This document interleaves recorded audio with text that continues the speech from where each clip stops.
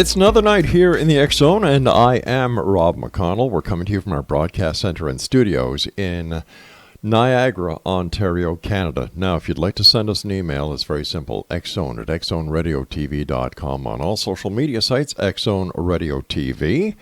To find out about the broadcast schedule that we have available for you, 7/24/365 on the X Zone Broadcast Network, visit www.xzbn.net. And for all of the programming on the X Zone TV channel, simply go to simultv.com. Before we get to my first guest tonight, I'd like to say hello to a good friend of mine who is in the hospital awaiting a triple bypass heart surgery. Marty McLean was the very first person who worked with us on the X Chronicles newspaper going back 30 years ago yesterday. Not only is Marty a great friend, I've known Marty all these years, but he is, he's just a great guy, and he has to be the first member of the X Zone Nation. Marty and I did a number of symposiums together, exhibitions together when the X Chronicles was getting on, and Marty was always around when needed, whether it was for the X Chronicles newspaper, the X Zone radio show, or the X Zone TV show. He had a heart attack. The doctors found out that he had to have triple bypass surgery. He is in a Hamilton hospital, and our thoughts and best wishes go to Marty for a speedy recovery, and our love goes to his wife Kirby, his daughter Sarah, and his mother Mary. Marty, get well soon, pal. We have to get things going over here. X Zone Nation, my guest this hour is M.K. Davis. Now, anyone who knows anything about Bigfoot, Sasquatch, Yeti, whatever you want to call this biped giant of the forest who is very elusive knows the name M.K. Davis. He developed an interest in the Patterson-Gimlin Bigfoot film while pursuing astrophotography. Now, astrophotography is the discipline of taking space photographs through a telescope. And MK owns two large telescopes that are outfitted for space photography. And let's get to MK. And first of all, MK, thanks very much for joining us tonight. Always a great pleasure talking to you. And what was it about the Patterson-Gimlin film that got you interested in Bigfoot? Well, I always tell people that I kind of backed into it, and it's sort of that way. Right. I saw a couple of frames from the film that were of such quality that it's rather astounding, and someone had filtered one of them, trying to boost the contrast, and I recognized what had been done because of my experience with astrophotography. So I began an inquiry. You can't get a good frame like that from a bad film that's fundamentally bad. So I knew there had to be a better version of the film out there somewhere, and I began an inquiry, and that inquiry has lasted until today, 25 plus years. And I've got some of the best images there are, and I was right on that. There were better versions of it, and when you get back for the master copy, the film is truly astounding. And I was able to put together, a filtered, stabilized version of the film. And 2 a.m. when I hit preview, my own jaw dropped at the quality of the film and what it showed on the film. And so the film's doing the talking, and that's what I endeavored to set out to do, and that's kind of what's happening. So let me ask you this, MK. In your opinion, is Bigfoot real? Well, there was at least one in 1967. There's other good films out there too. Just logic tells you that there must be more of them. So along the Bluff Creek area, it's still a very good place to go looking. So yes, I'll have to answer that categorically that they are real. All right, so based on your first answer, would it be safe to assume that you believe that the Patterson Bigfoot film is authentic? Yes, yeah, it's authentic. There's enough on it that you can say that the biomechanics Mm-hmm. agree with everyday life, and that it is an authentic film of something with all the correct biomechanics. In your opinion, MK, how come there hasn't been any other film or video of the same quality as the Patterson-Gimlin film, taking into account the number of cell phones there are with high-definition video capabilities? Well, there's not many cell phones in Bluff Creek.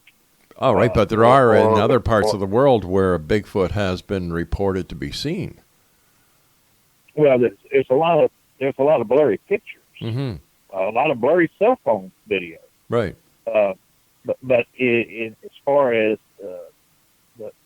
what happened at Bluff Creek, being it's a remote place, Mm-hmm. and Bigfoot tends to hang out at remote places. So as to whether they're all out there claiming to be Bigfoot or actually Bigfoot, Mm-hmm. Probably not.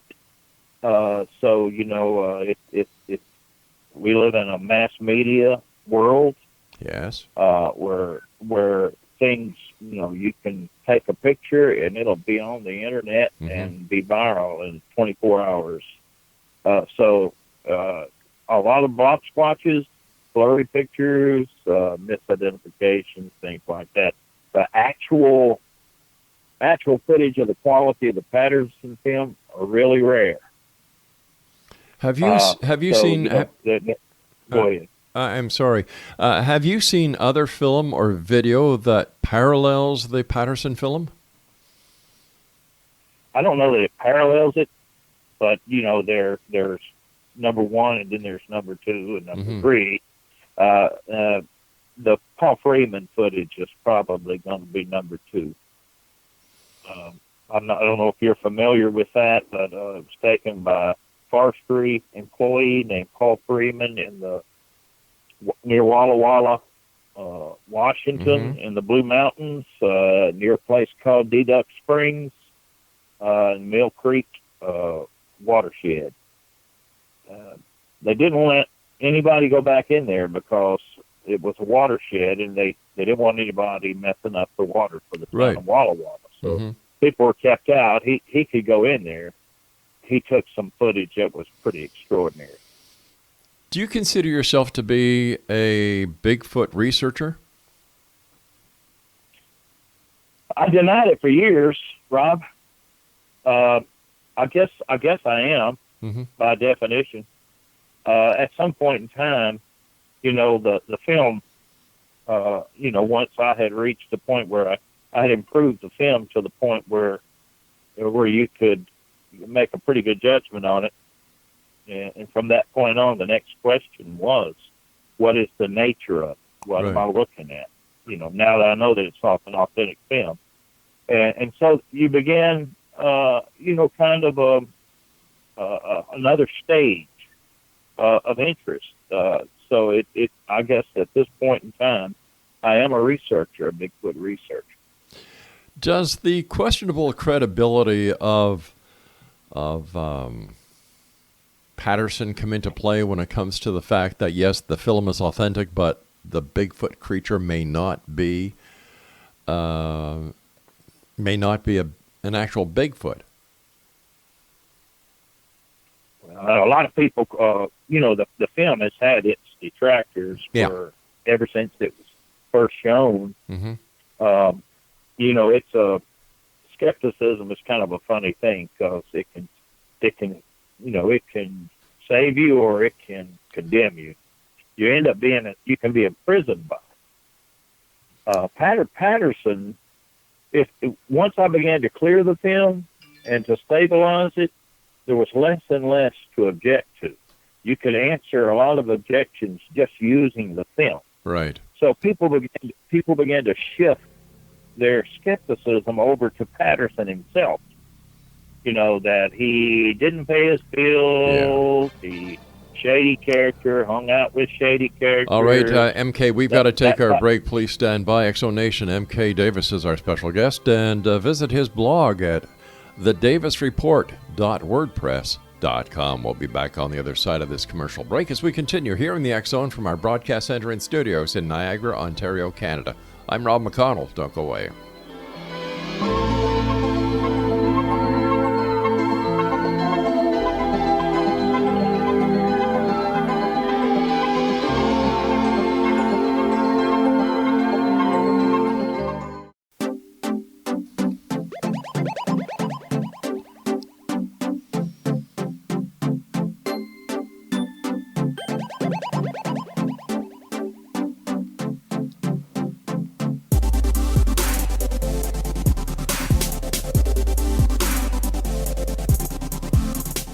Welcome back, everyone. MK Davis is our special guest of this hour. We're talking about Bigfoot. And if you'd like to visit MK's blog, it's thedavisreport.wordpress.com.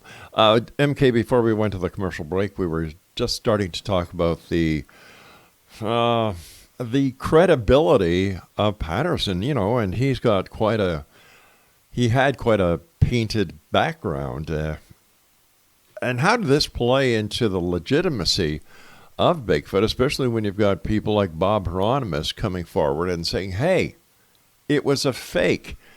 There was no Bigfoot. I was the guy inside of that Bigfoot costume. How does this play into the entire scenario? Well, I mean, if you look at, it's a double-edged sword, skepticism is. Yeah. If you say, well, Roger Patterson was a shady character who didn't pay his bills, and that's been, he ripped the camera people off. He ripped this person, and you're saying that same person who didn't have the money to pay his bills pulled off one of the biggest hoaxes of the century with the most realistic-looking suit that not even Hollywood could make. They counter one another. It's just not possible. It doesn't really matter when a film gets, when I've improved this film and to the point where it vouches for itself. It doesn't need Roger Patterson, and it doesn't need Bob Gimlin. It doesn't need M.K. Davis. What does it need? Go ahead. What does it need then? It just needs someone to look at it in its best form. And then you can make a pretty good judgment based upon what you know about living. When you see muscles flex, when you see the muscles along the back, the clavicle and the right shoulder move, you see the buttocks and you see the two glutes and they move independent of one another. You see the muscles flex in the calves. Those are biomechanics. We see those things every day in our lives. We recognize them, and so it really doesn't matter a whole lot about whether Roger Patterson paid his bills, whatever. But doesn't that play into the credibility of the entire event? What's that? Credibility. If somebody doesn't pay their bills, if somebody doesn't pay their taxes, if somebody has the reputation of being a storyteller, if somebody has the reputation of exaggerating things, and then all of a sudden this film of an alleged Bigfoot is taken by that very same person, in my opinion, it certainly puts a spotlight on the credibility of the person who's taking that film. And I don't know that Roger Patterson had those problems. I know that he had some problems with his money, but I don't. As far as telling stories, I don't know that he had those. He was 8 years into his investigation, so this thing came along after 8 years. So, if he were just telling wild stories for that whole 8 years, maybe I could understand that. But I've seen his research, and I've seen actual pages out of his notebook, and they were just notations. They weren't claims. But He took that. I'm He sorry, took depositions. over the years, many people have been taken in by claims of discoveries. For example, the Mitchell Hedges skull hoax.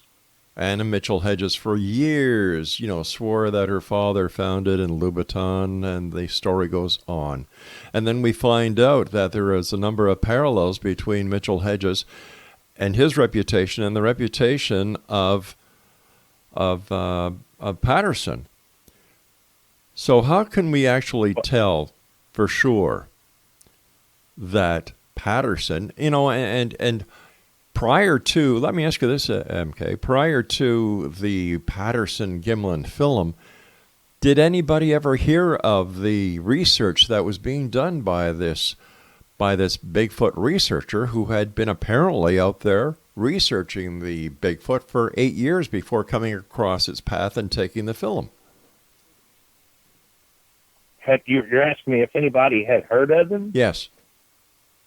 Oh, yeah. He had a newsletter that he sent out. Mm-hmm. I run across people here in the Deep South that had those newsletters from way back when. For those people who were interested, we didn't have the internet or anything like that. So it didn't travel fast, but it was mailed, snail mail. And he had quite a few people that knew of him and knew of his efforts. And he was known up and down, through the Pacific Northwest, especially for his attempts to find Bigfoot. He wrote a book called I've got a copy of it right here. It says, "Does the Abominable Snowman of America really exist?" Mm-hmm. And it enjoyed quite a circulation. He was an author. Right. And so, yes, the answer is yes. People did know of his efforts, but he made no claims toward that he had found a Bigfoot, or it was all about his efforts to find one. Gotcha. Now, in 1967, how much airplay or how much media attention did his film receive once it was released? Well, I don't know what you would call released. It was shown live at the Museum of British Columbia, I believe it was, and it got mixed reviews. The reason why it got mixed reviews, in my opinion, is because they just didn't clean the film up or do anything to make it more stable. They just showed the raw film. Right. And it's hard to tell when it's shaking around violently all over the screen, what you're looking at. So people watched it a time or two, and they really didn't know. Some people dismissed it. Some people thought it was the greatest thing. But most were kind of in between, kind of mixed reviews. But he took it on the road to live showings of it. He rented auditoriums, and he would show it, and he was getting a little bit of income from that. People had to buy tickets to get in there, and then you could donate if you wanted to. So this was his way of making a living, was by going to location and showing his film. I don't know how. He was making his living mostly by being an inventor. Oh, really? Plus he had some financial backing, but he invented several things. He invented a shaker that shook fruit out of trees. The orchards up there in Washington State. Right. Got a patent on it. Did pretty good with that. Nowadays, skeptics portray him as a complete and total bum, but he was anything but that. Everybody has their own way of doing things, and you leave your own tracks in the world. and that's the direction that he went. That he had a very inventive type of mind, Mm-hmm. and when he saw a need, he'd try to fill it and get a patent on it. I interviewed Al Hodgson in Willow Creek, and he told me that Roger Patterson, at the time he met Roger Patterson, he had gotten a toy patent for kids. So, he had money coming in, and then he had some financial backers, too, as well. So I've got pictures of Roger.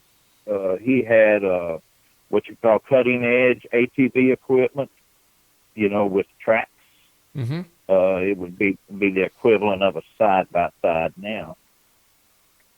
He had a big truck full of equipment, listening equipment, that type of thing. So, I talked to the guy whose dad rented him cameras up there in a photo house in Yakima, Washington. And he told me that Roger, his dad had rented Roger on the same day 2 cameras, not just one. One of them was a Bolex, and the other was a Kodak K100. All right, stand by, MK. You and I have to come back after this news break. And Exo Nation, our guest this hour is MK Davis. His website is thedavisreport.wordpress.com. Bigfoot is the topic this hour. Are you a skeptic or are you a believer? Send me an email, exxon@exxonradiotv.com. And for all the programming that we have available for you, 724-365 on the Exxon Broadcast Network, visit www.xzbn.net. And for the Exxon TV channel on SimulTV, simultv.com. I'm Rob McConnell. This is the Exxon. MK Davis and I return after the news. Don't go away.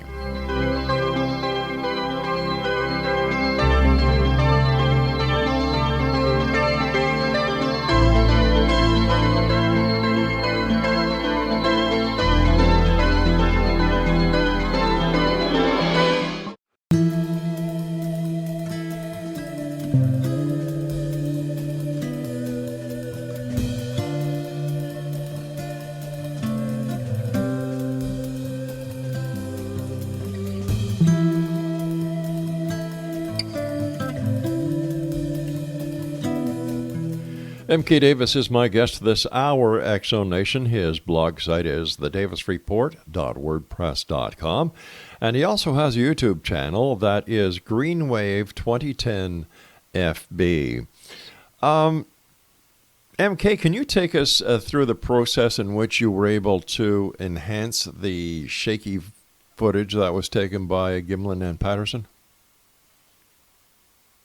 Well, yeah, the first thing I had to do was to identify the problems with them, technical problems. And almost any lens of any type, it's going to have certain things that are inherently wrong with the lens, and you don't really notice them, except that when you magnify its flaws, and then it becomes a problem. Mm-hmm. And so identifying those things was the first order of business. And so what I found to be the most distracting or the most damaging to the clarity of the film was chromatic aberration. Now, chromatic aberration is it doesn't bring all the colors of the spectrum to one single point of focus. Mm-hmm. In other words, some of them are sharp and some of them are unfocused. Right. And so the unfocused ones detract from the overall quality of the picture.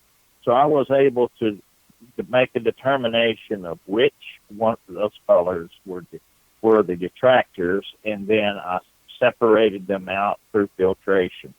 So would that be the same process that we use in video when we change the brightness, contrast, gamma, and hue, as well as the saturation of the footage? No. That when you do those things, You do it to all the colors. Mm-hmm. What I did was to eliminate those who were contributing to the overall unsharpness of the image. Okay, now did you take the 16 millimeter footage and convert it to video, or how did you do the process itself? I had someone who had a copy of the film photograph each frame. Wow. And send me each frame individually, and I reprocessed each frame and got rid of the chromatic aberration, and I boosted the sharpness of each frame probably 30%. Now, did you do this using a digital process, or was this using the analog process? I used the digital process on it. Okay.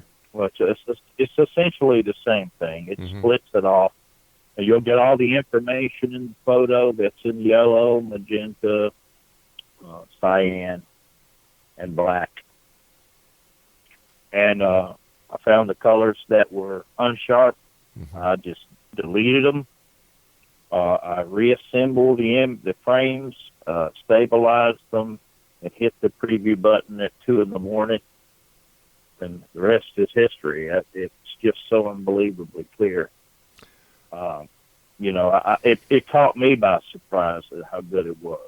I hope you don't take what I'm going to say the wrong way, but is it possible that you added to the film by using this process, thereby making it look more real than it is?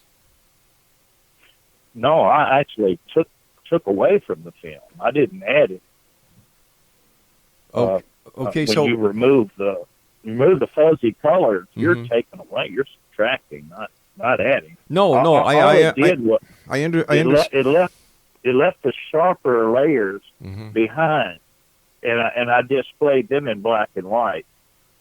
So all I did was take the unsharp layers of color that were not properly focused by the lens and remove them.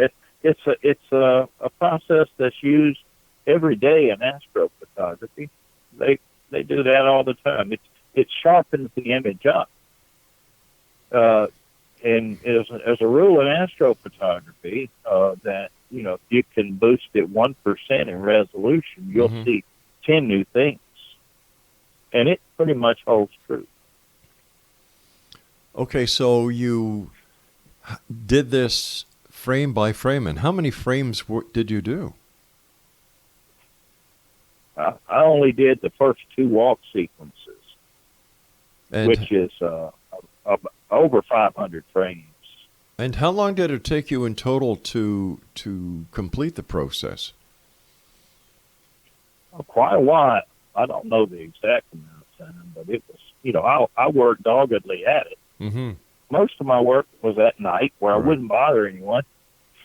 And when I ended up watching it for the first time, it was like in the wee hours, it's just me sitting alone at the computer, and I was just floored by how good it was because I had stabilized it, and I don't think the film had ever been stabilized up to that point.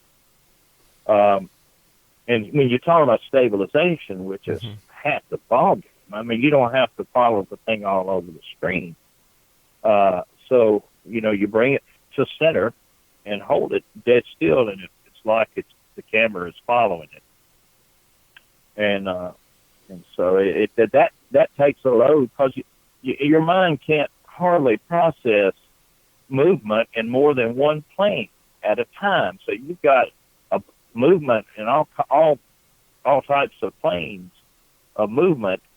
Well, then you tend to just kind of blank out. You can't analyze with your mind if you're seeing all that movement. The background's moving, the creature's moving against the background, and the camera person is moving left to right. All of that has to be brought to center, and then you can tell a lot more about it.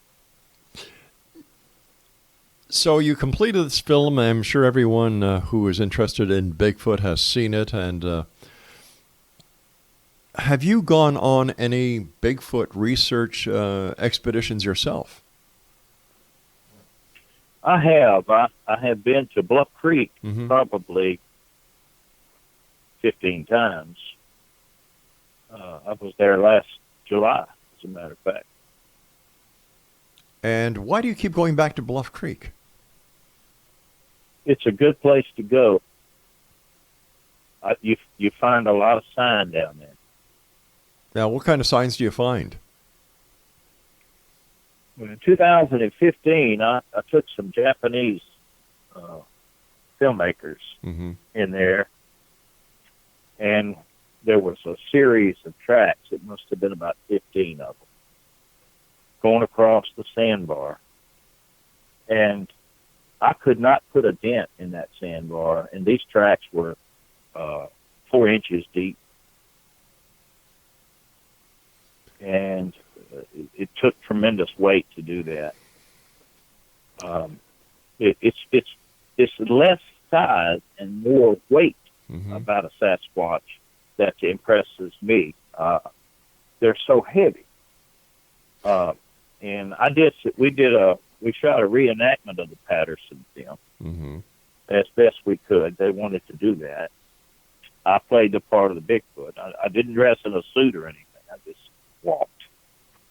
I was real familiar with the film, so I was aware that she looked back at the camera Mm-hmm. and took 4 steps before she looked back at the ground in front of her. And so I did that. I tried to make it as accurate as possible. So I was able to use that to run a side-by-side of me with the actual film and make some determinations on the film speed. Now, do a lot of researchers who are interested in Bigfoots or Sasquatch, do a lot of these people go to Bluff Creek? And would you say that Bluff Creek is the mecca for Bigfoot researchers? I say there's been some people that go down there. Mm-hmm. I wouldn't call it a mecca because it's so difficult to get in there. But at one time you could drive in there, at least to Louse Camp. Right. But now the Forest Service has cut a lot of the roads, especially the spur roads, and I think they have in mind letting the area go back into a wild state. It used to be known as the primitive area when it had no roads. Right. And I think that they're interested in getting it declared a World Heritage Site and falling under the auspices of the United Nations. And to do that, they have to let it go completely wild. And they chisel plowed the roads and let them wash, put these giant, huge humps, that you couldn't pass. And it just makes it difficult. You have to walk in there. It's quite an effort, and there's a lot fewer people doing it. Some of the more hardier ones, or in my case, hard-headed, still go back in there. But I have a heart condition of my own, and it's Sure. I'm not able to go wide open. I'm 64 years old, so I kind of just take my time and just try to walk slowly. All right, MK, we've got to take our final break for this hour. Exonation MK Davis is our guest. His website, I should say his blog site, is thedavisreport.wordpress.com. And MK and I will be back as we wrap up this hour here in the X Zone from our broadcast center and studios in Niagara, Ontario, Canada. I'm Rob McConnell. Don't go away.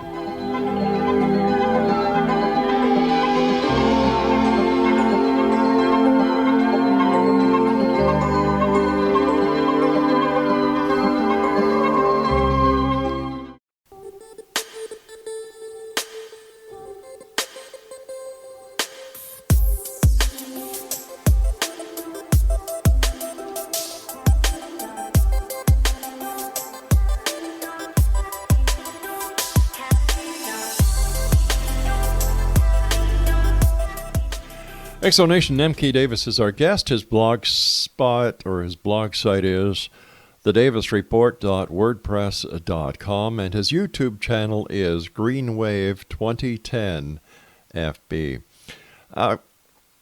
With the fact that there are a number of people who continue to go to the area of the Patterson, Gimlin film of the Bigfoot going back to the 60s.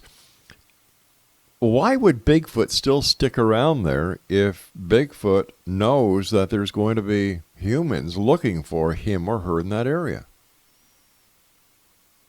Well, I didn't mean to leave the impression that it's crowded down there. It's not. It's people seldom visit it. Oh, okay. But they do on occasion visit it. But Bigfoot is not always there either. It has more to do with the salmon runs on the Klamath River.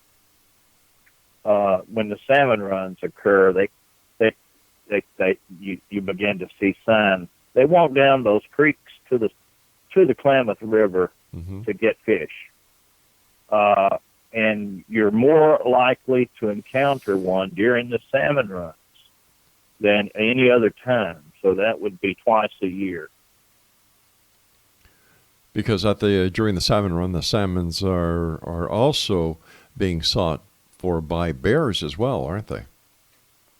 They are. The salmon's a tremendous source of protein. They walk those creeks. The Bluff Creek itself is too small to have a lot of salmon. It doesn't have salmon in it, but the Klamath River does, and the Bluff Creek runs into the Klamath. So they just kind of walk that creek, come out of the high country and walk that creek. And it'll be in October. It'll be in March. You can't get in there in March. No way. Because it's too much snow. You have to go into the high country and come over down into Bluff Creek, and it's just too much snow. Unless you have some kind of equipment that'll handle that, snowmobile or something. But in October, there's you can get in there then, and your odds go way up of having an encounter or seeing signs. As a Bigfoot researcher and enthusiast, MK, why do you think that all important smoking gun has not been established? How come we haven't found a cadaver of Bigfoot that would put this, is Bigfoot real, is Bigfoot not real, to rest? Well, I don't know that there hasn't been, Rob. You look at occasions down through the years where people have come across bones, they've come across skulls. There was a skull that some Boy Scouts were on an expedition in California, and their mule kicked up a skull out of a big old mud hole. And they call it the minaret skull. You can look it up online.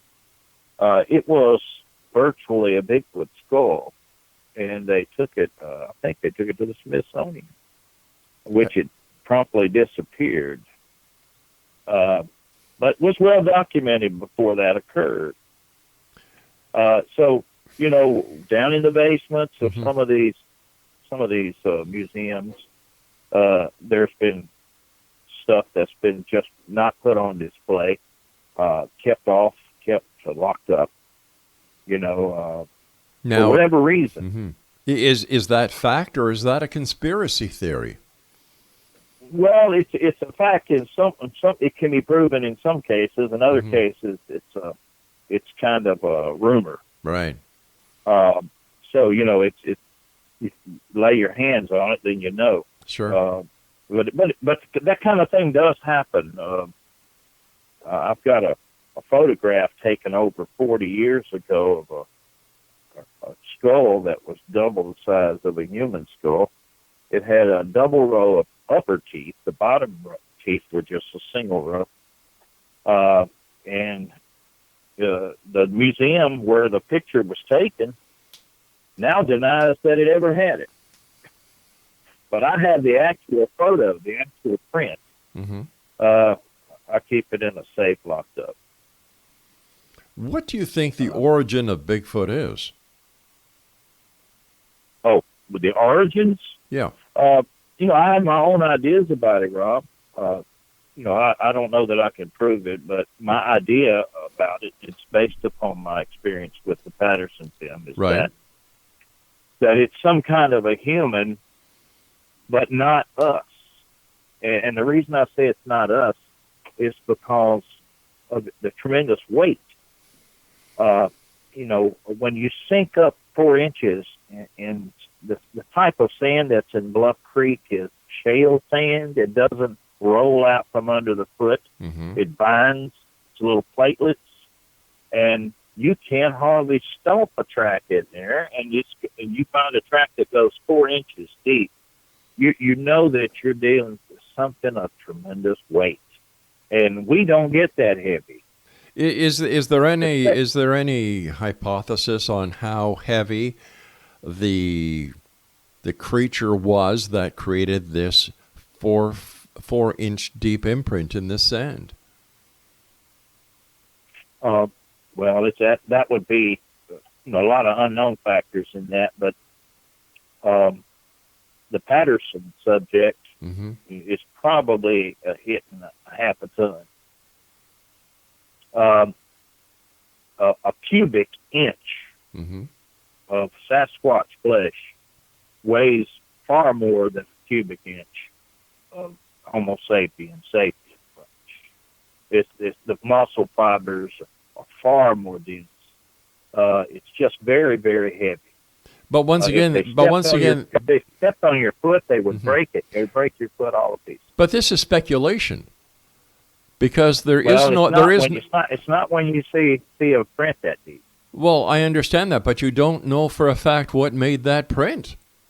You don't know for a fact. You don't know for a fact that an inch of a Sasquatch skin, or as you mentioned, is heavier than a human because there is no evidence. It's all speculation. Well, when I told you I did a side by side. Mm-hmm. There are certain rules of biomechanics, and it's the rules of efficiency. In other words, when you swing your arm back, Yeah. then you let gravity bring it back forward. Mm-hmm.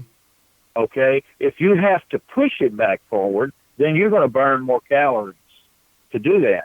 So you have to find that spot where the arm is swinging freely back to the center.